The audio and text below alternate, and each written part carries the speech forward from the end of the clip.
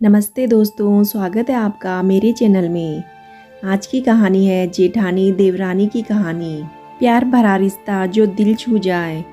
सुनीता और अनीता यह दोनों देवरानी जेठानी थी। जेठानी सुनीता नौकरी भी करती थी और देवरानी अनीता यह घर संभालती थी। उनका परिवार बहुत बड़ा था। सास ससुर और उन दोनों के बच्चे कुल मिलाकर 10 लोग घर में रहते। और अब बहुत साल बाद उनकी बुआ सास जो गांव में रहती थी अपने भाई के घर रहने आई।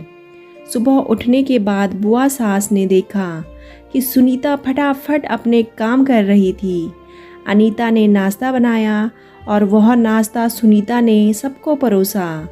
उसके बाद सुनीता ने अपना टिफ़िन पैक किया और वह काम पर निकल गई। अनीता ने वापस दोपहर का खाना तैयार किया और थोड़ा वक्त अपनी सास और बुआ सास के साथ बैठी रही।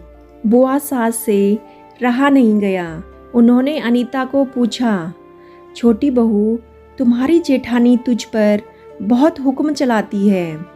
सुबह से देख रही हूँ, रसोई घर में अकेले ही काम करती हो और वह महारानी दिखावा करने के लिए नाश्ता परोस रही थी, जैसे कि उसी ने ही नाश्ता बनाया हो। यह सुनने के बाद अनीता ने बुआ सास की तरफ देखा और बोली, बुआ सास जी, ऐसा कुछ नहीं है।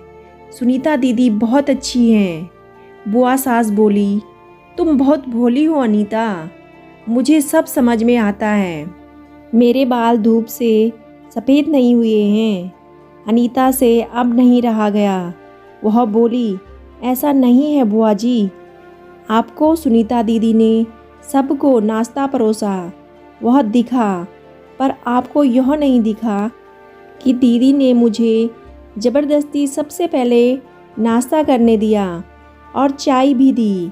वह रोज़ मुझे ऐसे सबसे पहले ही नाश्ता दे देती हैं, नहीं तो सबके लिए नाश्ता करते करते मैं खुद के लिए नाश्ता बनाना भूल जाऊंगी।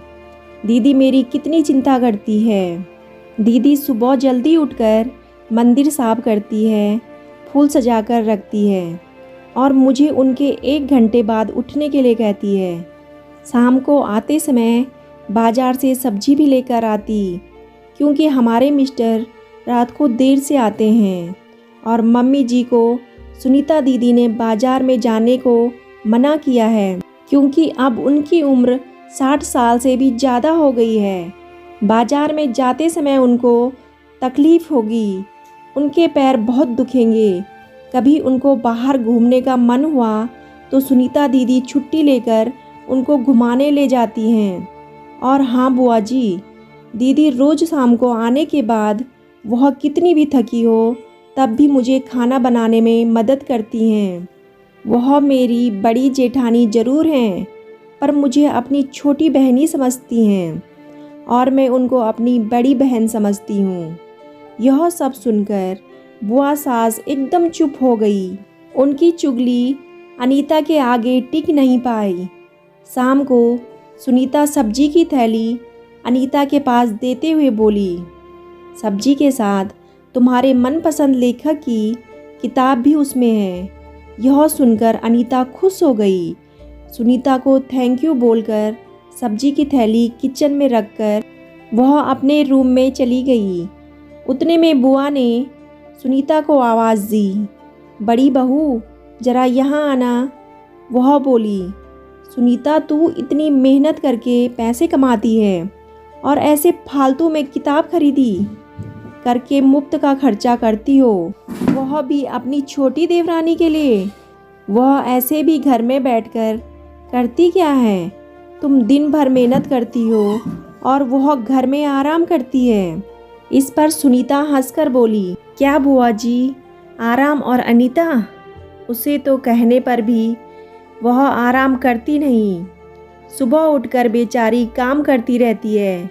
सबका मनपसंद खाना, मेरे और उसके मिलाकर 4 बच्चों का टिफ़िन सब वही तो करती है, और तब भी उसके चेहरे पर हमेशा आनंद दिखता है।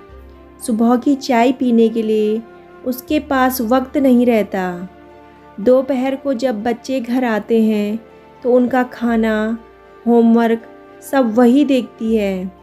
इसलिए मुझे बच्चों की टेंशन नहीं है और इसलिए ही ऑफिस में मैं मन लगाकर काम कर पाती हूँ। कुछ दिन पहले ही मुझे प्रमोशन मिला है। इसके अलावा मम्मी जी और पापा जी की दवाइयाँ कभी ख़त्म हो गई और कभी लाने की हो तो वही ध्यान में रखती है। घर में कोई मेहमान आए तो उनकी मेहमान नवाजी भी वही करती है। बुआ जी, घर और बच्चे संभालना छोटी बात नहीं है और अगर अनीता नहीं होती तो मैं जॉब नहीं कर पाती। यह सब सुनकर बुआ जी उनकी तो बोलती ही बंद हो गई। अनीता कभी कोई शिकायत नहीं करती है, वह सब काम कर लेती है, वह सिर्फ पढ़ना पसंद करती है। फिर मैं मेरी छोटी बहन के लिए इतना नहीं कर सकती? मैं नहीं करूँगी तो फिर कौन करेगा? इतना बोलकर सुनीता अपने रूम में चली गई और बुआ सास चुप हो गई। यह सब बोलना सुनीता की सास पीछे खड़े होकर सुन रही थी। वह बुआ सास के पास आई और बोली, जीजी, यह दोनों देवरानी जेठानी जरूर हैं, लेकिन उनका रिश्ता तो सगी बहनों से ज़्यादा पक्का है। मेरे घर की मजबूत दीवारें हैं यह दोनों। पहले मैं भी एक बुरी सास थी, हमेशा इन दोनों में झगड़ा लगाने का प्रयास करती थी, पर यह दोनों के प्यार के आगे मैं भी हार गई। वैसे भी झगड़ा लगाकर नुकसान तो हमारे ही घर को होगा ना। पर यह बात बुआ को समझ में नहीं आई। वह कमरे से बाहर चली गई क्योंकि उन दोनों में झगड़ा लगाने के लिए ही वह आई थी।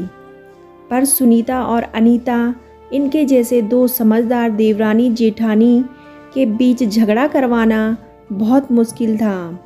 दोस्तों, सुनीता और अनीता, इनकी जैसे समझदार देवरानी जेठानी जिस घर में होंगे उस घर का कोई बुरा नहीं कर सकता।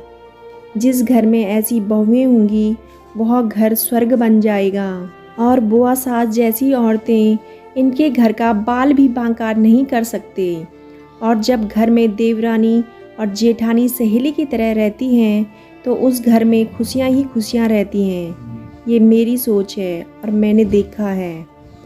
दोस्तों, अगर आपको कहानी पसंद आए तो वीडियो को लाइक और चैनल को सब्सक्राइब करना ना भूलें। कहानी सुनने के लिए आपका बहुत बहुत धन्यवाद।